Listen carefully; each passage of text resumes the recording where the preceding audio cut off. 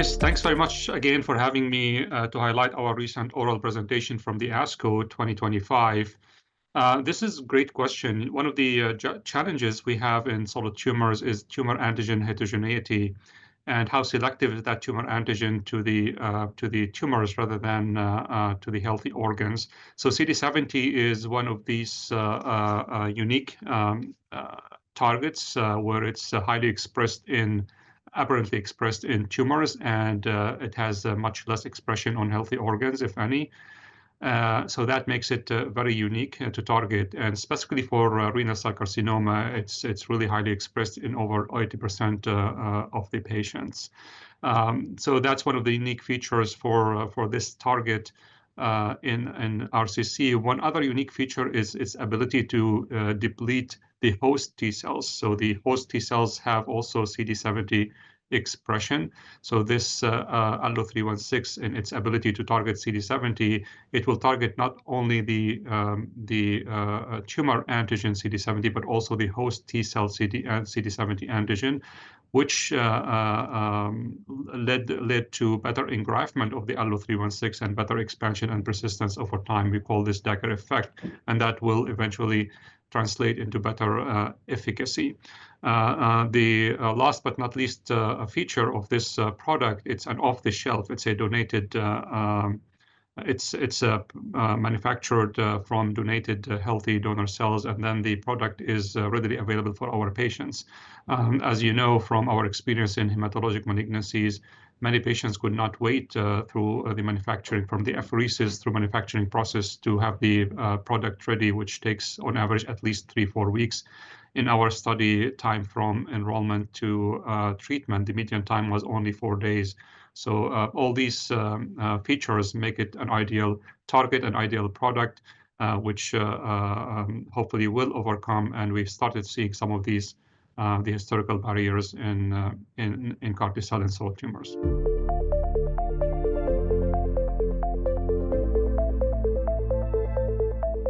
Correct. So the abstract we submitted to ASCO, it included all patients who has been enrolled in the study, with some special focus on the patient who had CD70 expression.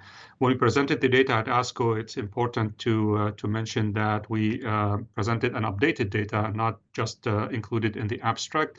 And then we focused on the phase 1b data. So if we look at these patients who were treated at the phase 1b data, which included 20 heavily pretreated patients, the overall objective response rate was 25%.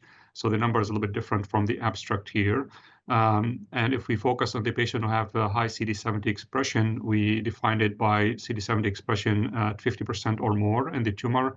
The objective response rate, and this is a confirmed objective response rate, is 31%.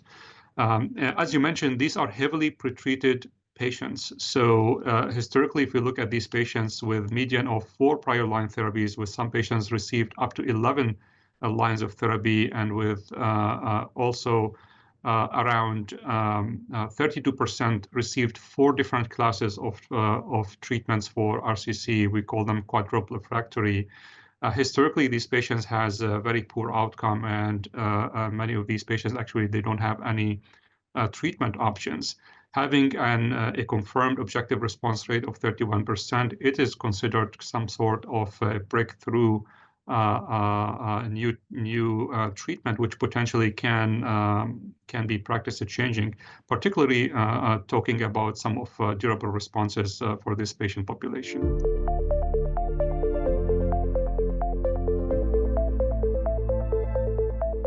Yes, this is really unique feature for ALLO-316 in depleting the host CD70 expressing T cells. The experts who treat solid tumors with CAR T-cell therapy, they are aware about many of these challenges, which one of them is the suppressive tumor microenvironment, in addition to as we mentioned earlier, tumor antigen heterogeneity, and as important is also the toxicity management of these patients. One way to enhance the potency and efficacy of CAR T-cell therapy experts has looked at enhancing lymphodepletion, meaning can we intensify lymphodepletion so we can improve the efficacy of the product. In our study, this is one of the largest phase 1 clinical trials, by the way, done for the CAR T-cell in kidney cancer. If you look at all the patients we enrolled in the study, there were 51 patients over around 4 years. During this time, we indeed explored 4 different lymphodepletion platforms, and we explored 4 different dose levels to end up with standard fludarabine cyclophosphamide and the chosen phase 1b dose level at 80 millions. I'm saying this to say we did not require to have enhanced lymphodepletion in our study, but yet we have seen a robust expansion and persistent and engraftment of the ALLO-316. And we think one of the key features is what you mentioned in your question, is the ability of ALLO-316, the CAR T-cell product, to deplete the CD70 host T-cells, because these host T-cells are one way for the alloreactivity from the host against the CAR T-cell to reject the CAR T-cell. So having a CAR T-cell product which can deplete those T-cells without adding a new chemotherapeutic drug for lymphodepletion, or without increasing the doses, which in its own can also cause more side effects. That's considered really a key feature of this product. And I think this is one of the reasons that in our ALLO-316 program, seen not just a robust expansion, but also persistence for over 3 months in some patients, which we rarely see in allogeneic off-the-shelf products. So all these features make this product unique and perhaps explain some of the durable responses we have in this product. As far as the safety profile, yes, overall, the safety profile was consistent with what we see in the commercialized active CAR T-cell products in regards of cytokine release syndrome. All the cases were grade 1 or 2. We have seen around 18% low-grade ICANS, although if we dive into the details of these patients, most of them occurred in the setting of either CRS or other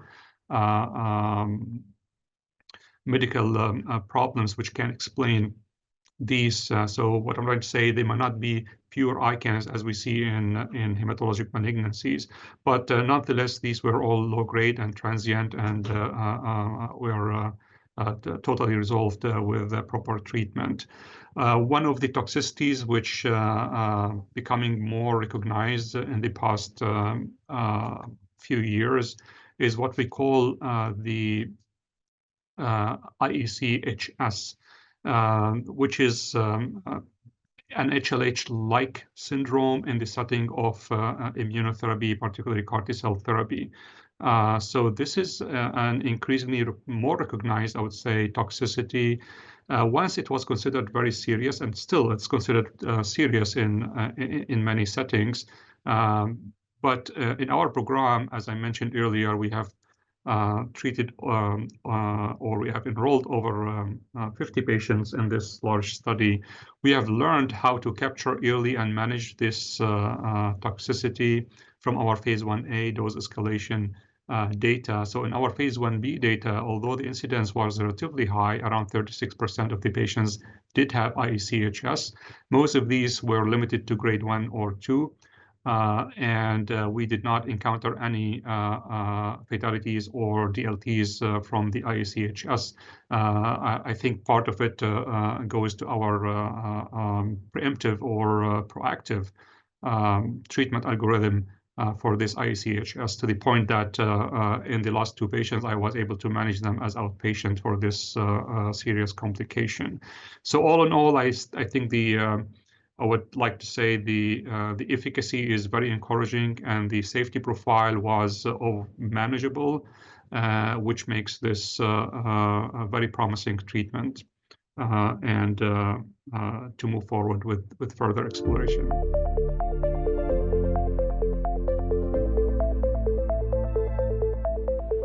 Yes, so the 4 objective response in the phase 1b data that we presented at ASCO. From 5 objective confirmed responses, only 1 patient progressed, and as you mentioned, all others, they had continued response at the last data point that we tested. So, and this is very encouraging. One of the patients is my own patient who passed 1 year and is still in good partial response. To me, clinically, he's probably in remission, but based on the RECISE criteria, we should call it a partial response. I have another patient who passed also the 6 month, and that patient, for instance, she failed 6 different lines of therapy, and she has no options coming to the study except to go for hospice or onto this protocol. And here we are, she over 6 months doing well and continues in response. So the responses are really robust early. We see them early, as early as 28 days after the CAR T-cell therapy. And it seems, from the early data that many of these are durable. Based on this, when we looked at the data to see if there are any predictors of the response, like in other words, what are the patients who will respond the best on this program? And acknowledging the sample size still small to have definite conclusions, but one of the things that we were able to correlate is the amount of CD70 expression in the tumors. And we looked at different cutoff values, and it seems to us that the cutoff value of 50% or higher might correlate with better responses. For instance, in the phase 1b data, all these 5 responses were in the patients who have over 50% expression. And does not mean that we cannot really conclude that patients less than 50% will not have objective response. We may need a larger sample of size, but at least based on these 20 patients, there is a signal that the higher the CD70 expression, the better the response. As I mentioned earlier, we looked at other factors, whether these patients, if they have more lines of therapy or some other features, can have better response. It does not seem that's the case, which is encouraging. As I mentioned, the patients one of my patients who failed 6 lines of therapy, she's having good partial response. My patient who passed 1 year with his durable response, he also failed 4 different lines of therapy, and he has very high disease tumor burden in multiple organs, including subcutaneous, pancreatic, bones, and other organs. So it seems the tumor burden itself and the number of lines, they don't affect the efficacy of this product, which is very, very promising and encouraging.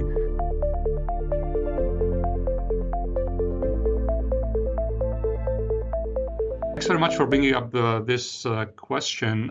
It's important to note that these 3 treatment-related deaths were not in the phase 1b data that I presented at ASCO, but they were encountered during the dose escalation phase. And as you know, with any phase 1 dose escalation, dose finding clinical trials, there is a fair chance to have some DLTs and/or treatment-related deaths, and that's what we encountered in this program.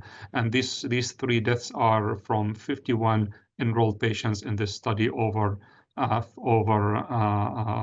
4+ years of the study. But during the phase 1b data, we did not have treatment-related deaths to highlight in our presentation at ASCO 2025 in the phase 1b data again. As far as the rest of the toxicities, I mentioned earlier that the safety profile was overall consistent with what we encounter in or what we see in other commercialized CAR T-cell products, with the exception of the IECHS, the HLH-like syndrome, where we have seen higher incidence compared to the commercialized CAR T-cell in liquid tumors. But as I mentioned, we were able to have a proactive algorithm where we capture early this toxicity. and then we intervene early. And by doing that, we were able to avoid any DLTs or deaths from IECHS, which I think this led to some of these good outcomes we have in our study compared to other studies in the field of solid tumors, CAR T-cell in solid tumors.